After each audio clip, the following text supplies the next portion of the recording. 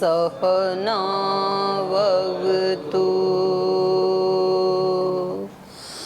सहनौ भुनक्तु सह वीर्यङ्करवावहै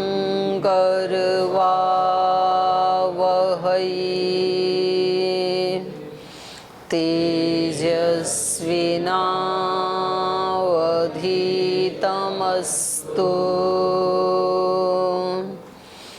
मा विद्विषावहै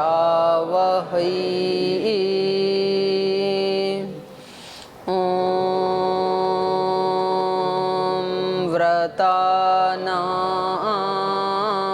व्रतपते व्रतं चरिष्यामि तच्छकेयं तन्मे राध्यताम्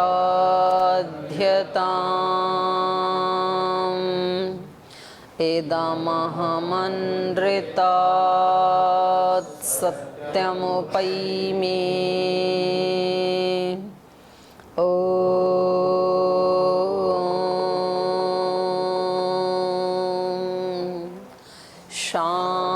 शांति शांति शांति।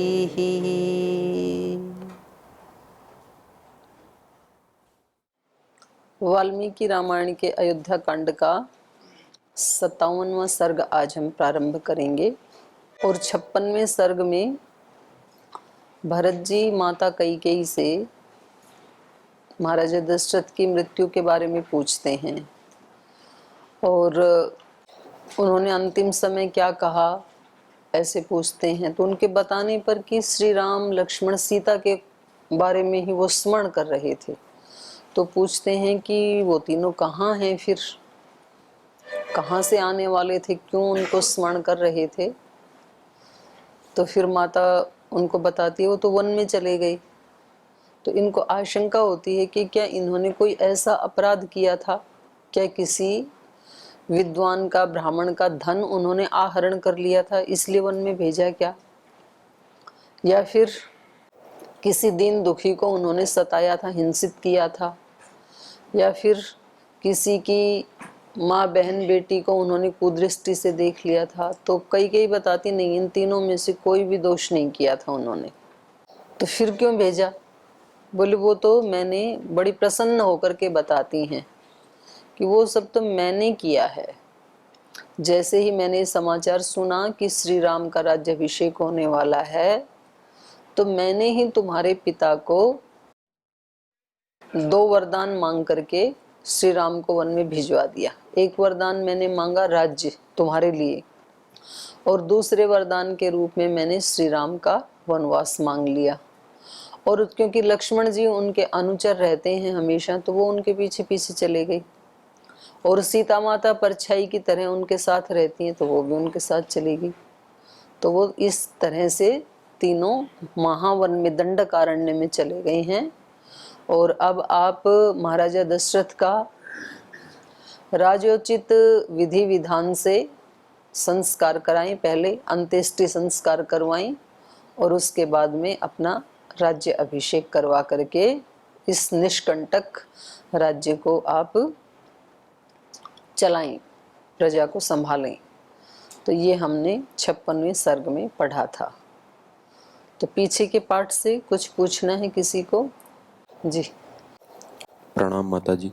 जी, मैं ये पूछना चाह रहा था कि अनादिकाल से मनुष्य की जब उत्पत्ति हुई तो उसमें क्या पहला मनुष्य क्या इक्ष्वाकु वंश था क्या? इक्ष्वाकु नहीं, ऐसा तो नहीं है। ऐसा तो कहीं भी वर्णन नहीं आता है कि पहला मनुष्य। ये तो कोई इक्ष्वाकु राजा जो हुए हैं इनके वंश में श्री राम के, उससे पहले तो और भी बहुत सारे राजा हो चुके हैं। तो ये पुराणों में मिलता है वंशावली जो है ना। तो ये वंशावली भी कई तरह से, ऋषियों के नाम पे वंशावली चलती है, राजाओं के नाम पे वंशावली चलती है। मुख्य रूप से तो 2 तरह से ही मिलती है, एक राजाओं के नाम पे, एक ऋषियों के नाम पे। तो ये पहले व्यक्ति ऐसा तो नहीं है। कई कई जगह पुराणों में मनु को तो माना है पहला व्यक्ति, और उससे जो उनके एक बेटी पैदा हुई इड़ा, और एक उनका पुत्र पैदा हुआ प्रियव्रत, फिर उनसे संतानें हुई, ऐसा तो वर्णन आता है। इक्ष्वाकु का तो नहीं आता है कि वो कोई आदि पुरुष है। इक्ष्वाकु कुल जो है वो महाराजा मनु से ही, हाँ, महाराजा उसी मनु वंशावली में आगे चल करके आई हैं। मनु महाराज जी। इनके वंश में तो आदि पुरुष तो मनु को माना जाता है, श्री राम की इसमें।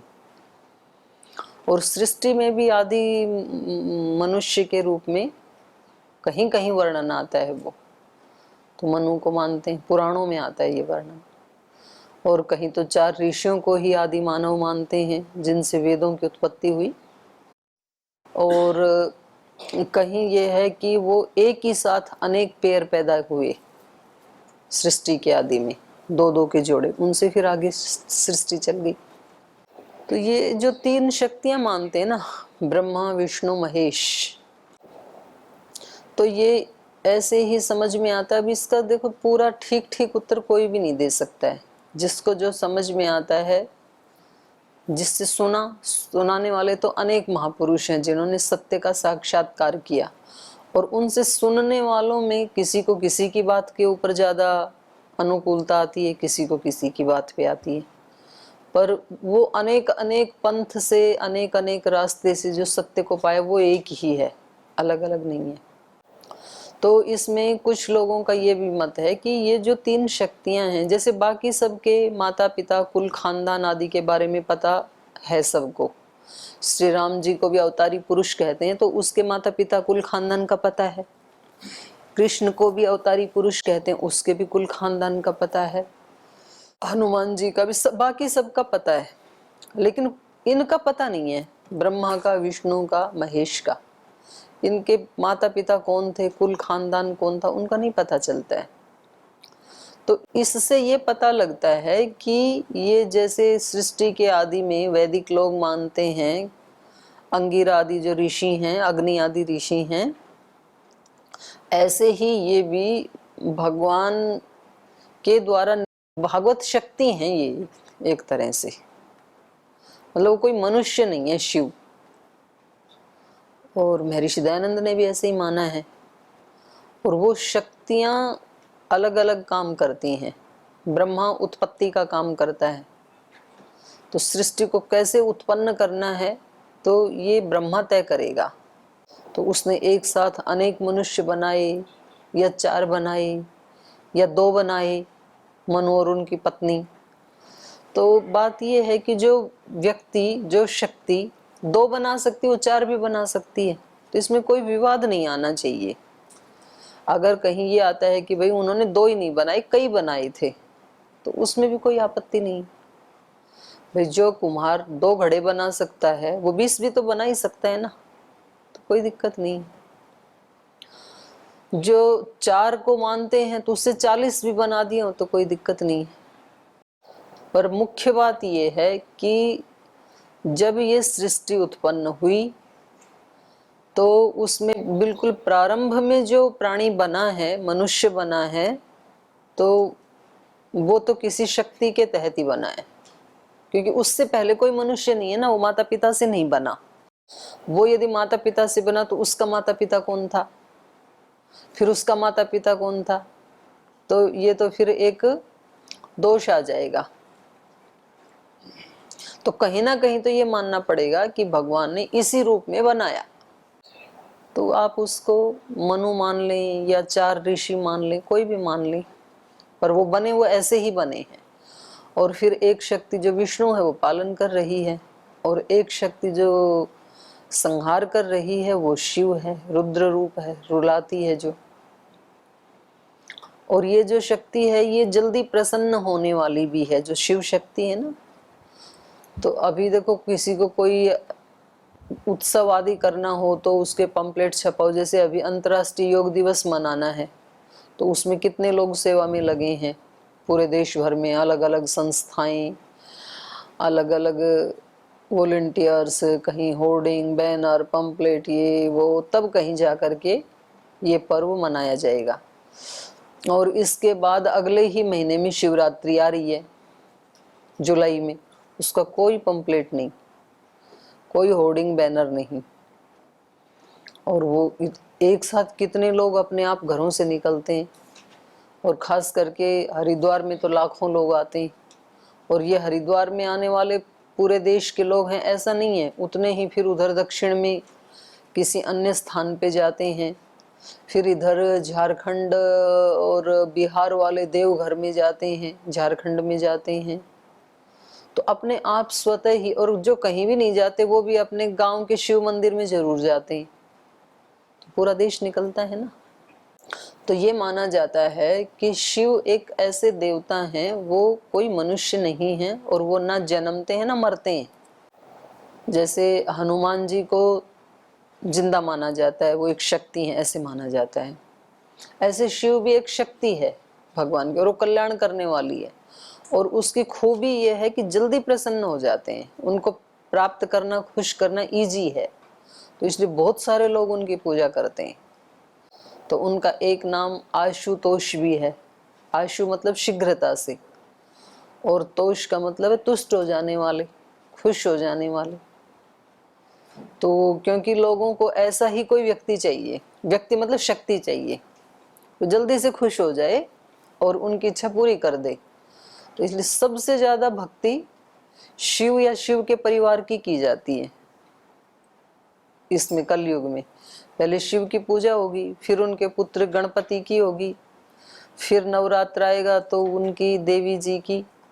तो ये भी कोई महिला नहीं है, शक्ति जो है ना, उसको गौरी शक्ति, पार्वती शक्ति, सरस्वती शक्ति, दुर्गा शक्ति, उसको नाम अलग अलग हैं पर शक्ति एक ही है वो।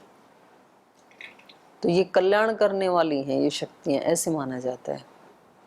तो सृष्टि का, जैसे हमारे स्थूल सृष्टि का एक विधान है कि भाई इस स्थूल मनुष्यों की सृष्टि में एक प्राइम मिनिस्टर होगा, फिर एक सीएम होगा, फिर उसके नीचे एमपी होंगे, एमएलए होंगे, फिर नीचे सरपंच तक। तो एक विधान बनाया हुआ है, कोई भी विधान को नहीं तोड़ेगा नीचे से ऊपर तक, और तोड़ेगा तो दंड मिलेगा उसको। ऐसे ही सूक्ष्म जगत के भी विधान हैं। और जो सांख्य दर्शन में भी 14 भुवन बताए हैं, 14 लोक बताए हैं, तो पृथ्वी लोक को बीच में माना है, उसके नीचे 7 लोक हैं, अतल वितल सुतल तलातल, नहीं रसातल पाताल सबसे नीचे। ऐसे ही फिर पृथ्वी के ऊपर भी 7 लेयर्स हैं, भूलोक, भुवलोक, स्वलोक, महलोक, जनलोक, तपलोक, सत्यलोक सबसे ऊपर है। ऐसे लेयर्स हैं। और पिंड में भी देखेंगे तो नाभि को पृथ्वी के स्थान पे माना है, नाभि के नीचे 7 लोक, नाभि के ऊपर 7 लोक। नाभि के ऊपर वालों की तो हम उपासना के समय उनका उच्चारण करते ही है ना, ओम भुव ओम स्वः, संध्या के मंत्रों में। तो यथा पिंडे तथा ब्रह्मांडे, ऐसे ऋषियों ने बताया, उन्होंने देखा कि इधर है जैसा उधर ऐसा ही बाहर भी है। पूरे ब्रह्मांड का एक छोटा मॉडल ये शरीर, ऐसे माना ऋषियों ने। तो ये सृष्टि की उत्पत्ति जो है ना, ये बहुत अपने आप में एक विराट प्रक्रिया है, कोई एक ही चीज उत्पन्न थोड़ी हुई है। और ये विराट शक्ति के कारण ही हो सकता है। तो इसको ऐसे हम नहीं मान सकते कि भाई ये मनु से हुई, कि इक्ष्वाकु से हुई, कि किसी एक ही वंश से उत्पन्न हुई, ऐसा नहीं है। एक ही साथ कई वंश उत्पन्न हुए हैं, ऐसे है इसका वर्णन। दीदी जी, ये अभी बताया था कि भरत जी बोल रहे हैं कि राम जी ने क्या अमुक अपराध कर दिया तो उन्हें वन भेज दिया, या ये अपराध कर दिया तो वन भेज दिया। तो उस समय क्या ऐसी व्यवस्थाएं थी कि यदि ये अपराध करेगा व्यक्ति तो उसको वन भेजा जाएगा? हाँ, रामायण से तो बिल्कुल यही निकल के आ रहा है कि ये 3 प्रकार के जो अपराध हैं ये अक्षम्य अपराध हैं, इनमें क्षमा नहीं किया जाएगा, चाहे वो राजा का बेटा भी क्यों ना हो। और इनमें से जो एक चरित्र वाला दोष है वो तो आज तक भी अक्षम्य अपराध ही माना जाता है। जैसे एक रानी हुई हैं अहिल्याबाई होलकर, तो उनके एक ही तो पुत्र था और उसने कोई चरित्र का दोष कर दिया, और चरित्र का दोष करने वाले व्यक्ति का सीधा एक ही था, मृत्युदंड, बाकी उसमें कोई बचाव नहीं है। तो चाहे वो खुद रानी का बेटा भी क्यों ना हो, रूल ये था कि राजा या रानी जो भी उस राज्य का मालिक है, वो अपनी आंखों के सामने उस व्यक्ति को हाथी के पैर से कुचलवाएगा। और जब रानी के बेटे ने ऐसे कर दिया और पति था नहीं उनको, तो दंड विधान सबके लिए एक ही जैसा है। तो उन्होंने अपने इकलौते बेटे को अपनी आंखों के सामने हाथी के पैर के नीचे कुचलवा दिया था। तो ये जो दंड है, अपराध है, ये अक्षम्य अपराध माना जाता। उस समय भी माना जाता था, ऐसे रामायण से निकल के आया है और आज भी माना जाता है। ठीक है, और कोई प्रश्न है किसी का? प्रणाम।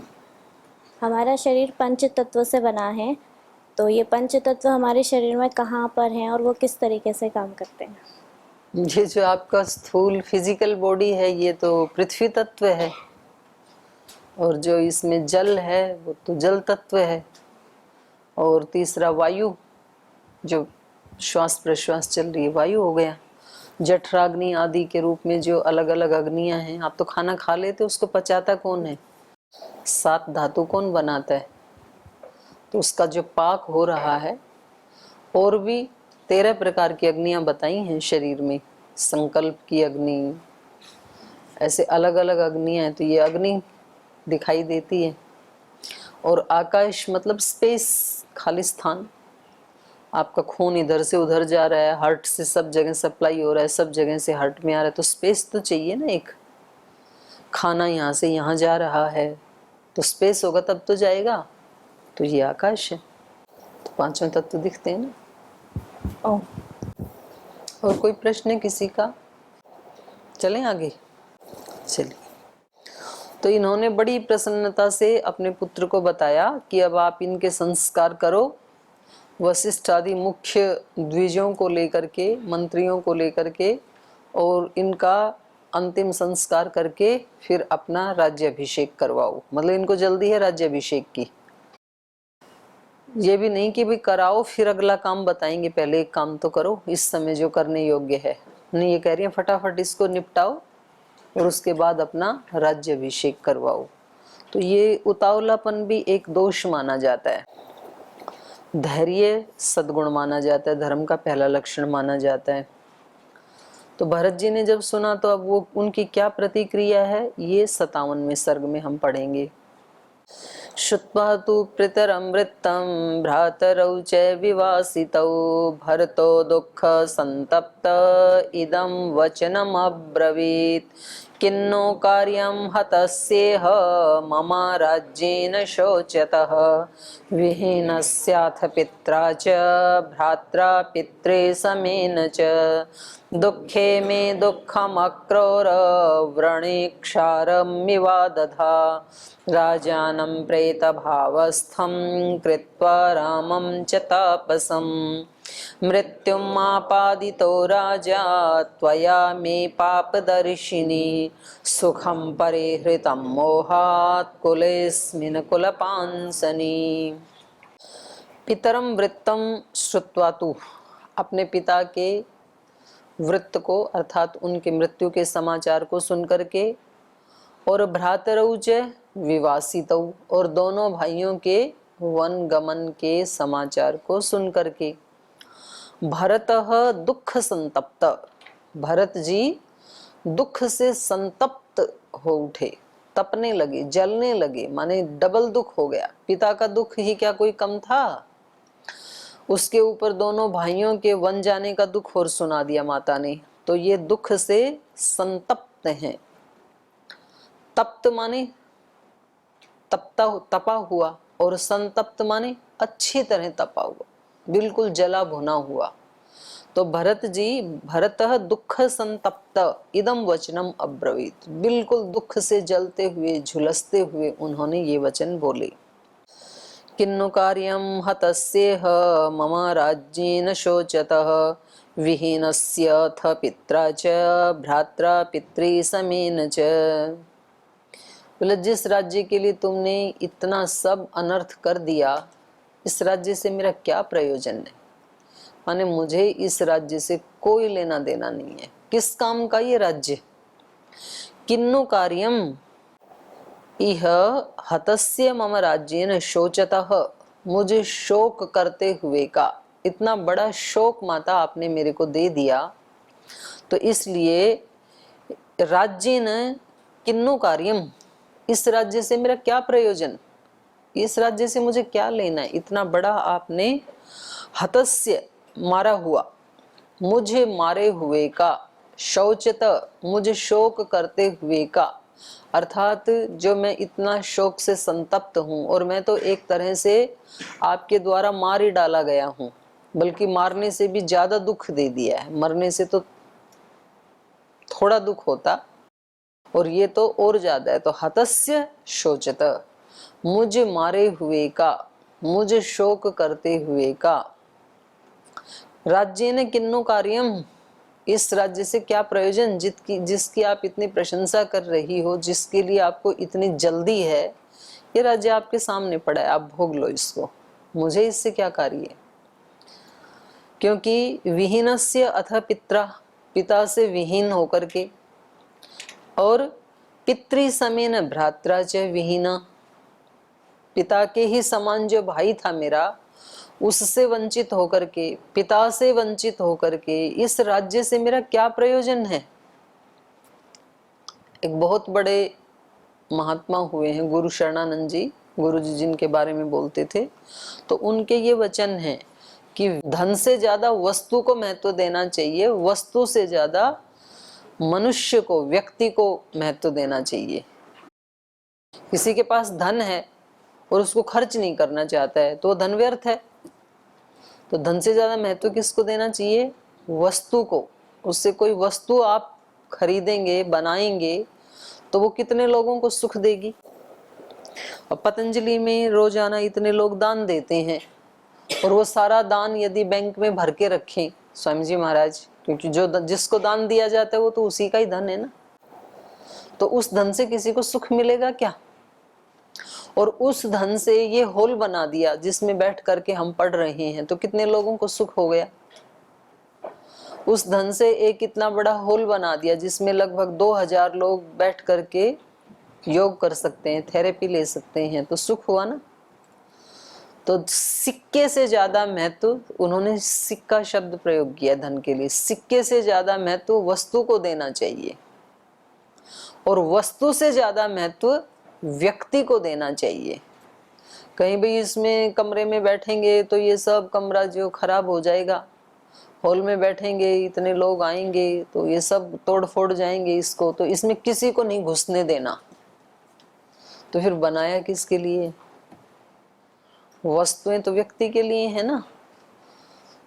तो व्यक्ति के सुख के लिए, सम्मान के लिए, रक्षा के लिए वस्तुओं का परित्याग कर देना चाहिए। कभी कभी व्यक्ति कहता है कि भाई कुछ भी हो जाए मैं अपनी गाड़ी नहीं दे सकता हूँ किसी को। तो भाई किसी के तो प्राण जा रहे हैं, बोले मैं अपनी गाड़ी को इतना संभाल के रखता हूँ, यदि मैंने गाड़ी दे दी और यदि इन्होंने कहीं रास्ते में टच कर दी, मैं अपनी गाड़ी नहीं दे सकता हूँ किसी भी हालत में। और पता लगा कि घर में कोई व्यक्ति इतना ज्यादा बीमार था, उसका भाई, पत्नी, पिता, और वो गाड़ी के अभाव में उसके प्राण छूट गए, तो अब ये गाड़ी किस काम आएगी भाई? किसी काम की नहीं है ना। तो सिक्के से ज्यादा महत्व दिया जाता है वस्तु को, वस्तु से ज्यादा महत्व दिया जाता है व्यक्ति को। लेकिन कई माता को ये ज्ञान नहीं है, वो व्यक्ति से ज्यादा महत्व किसको दे रही हैं? वस्तुओं को। क्योंकि राज्य से तो वस्तुएं ही मिल सकती हैं, और क्या मिलेगा। लेकिन भरत जी बहुत समझदार व्यक्ति हैं, ज्ञानी व्यक्ति हैं, साधक हैं, वो कहते हैं मेरे लिए इसका कोई प्रयोजन नहीं है। पिता से विहीन इस राज्य का मैं क्या करूं, और पिता के समान भाई से विहीन इस राज्य का क्या करूं मैं? तो मैं तो बिल्कुल मार डाला गया आपके द्वारा। शोचत, शोक करते हुए का, हतस्य मुझ मारे हुए का, मम राज्येन किन्नु कार्यम, मुझे इस राज्य से क्या प्रयोजन है, मेरा तो सर्वनाश कर दिया आपने। दुखे में दुखम अकरोत् व्रणे क्षारम इव आदधा राजानं प्रेत भावस्थम कृत्वा रामं च तापसम। तो अपनी माँ को कह रहे हैं, मैं दुखे दुखम अकरोत्, मैं पहले ही दुख में था, पिता के वियोग से दुख में था, तो मैं दुखे, मेरे दुख में, दुखम अकर आपने दुख और ज्यादा कर दिया, दुख में दुख कर दिया, माने मेरे दुख को डबल कर दिया, दुगना कर दिया। जैसे कि व्रणे क्षारम इव आदधा, जैसे कि व्रण, व्रण कहते हैं घाव को, जैसे कि घाव में किसी ने क्षार डाल दिया हो, क्षार मतलब नमक, कोई नमकीन चीज, तो घाव हो रहा हो किसी को और ऊपर से नमक डाल दे तो दर्द कैसा हो जाएगा? डाल के देखना एक दिन, तो डबल ही नहीं होगा, कई गुना हो जाएगा। वो व्यक्ति कूदने लगेगा कि ये क्या किया आपने, उसमें मिर्ची डाल दें या नमक डाल दें घाव के ऊपर, तो वो जलाएगा ना उसको बहुत ज्यादा व्यक्ति को। तो इसलिए कह रहे हैं अदधा, आपने तो मानो घाव के ऊपर नमक डालने का काम किया। मैं तो पिता के ही दुख से इतना दुखी था और ऊपर से आपने दोनों भाइयों का और माता सीता के वनगमन का समाचार सुना दिया, और वो भी खुद आपने किया, अन्य किसी कारण से नहीं हुआ। तो आपने तो मेरे घाव के ऊपर नमक डाल दिया। राजानम प्रेत भावस्थम कृत्वा, राजा को तो आपने प्रेत भाव बना दिया। प्रेत भाव मतलब, प्रेत किसको कहते हैं? जो शरीर को छोड़ के आत्मा चला गया, उस आत्मा को प्रेत कहते हैं। प्रइतः, जो यहाँ से प्रयाण कर गया है इस शरीर से, उसको प्रेत कहते हैं।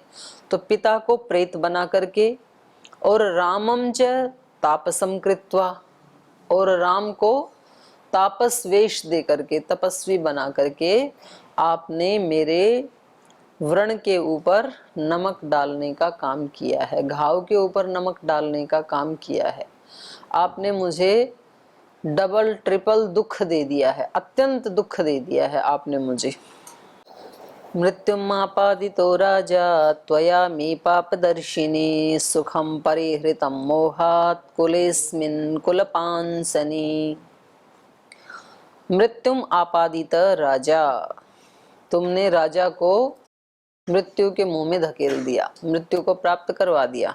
मृत्युम आपादित,